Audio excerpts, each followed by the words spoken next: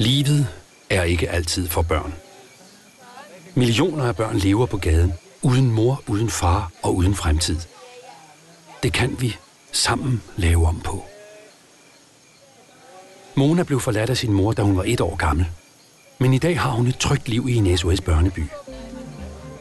Sammen med SOS Børnebyerne kan du give forladte og forældreløse børn som Mona en fremtid.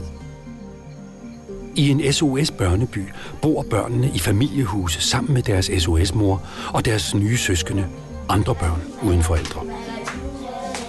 Her får de masser af kærlighed og omsorg og rammerne for en tryg barndom og et stærkt fællesskab.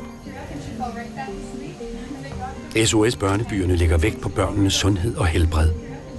SOS Børnebyerne bygger og driver derfor også lægeklinikker, som barnets fader også støtter.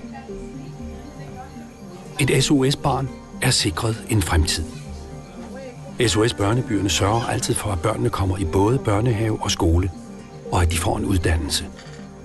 Og er der ikke en skole i lokalområdet i forvejen, bygger SOS Børnebyerne en skole, der ligesom lægeklinikkerne er til gavn for hele lokalområdet.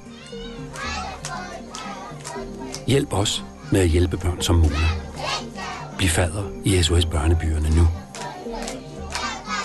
Du kan være fader for enten et barn eller en børneby. Og du bestemmer selv, om du vil have kontakt med barnet, eller blot hjælpe på afstand.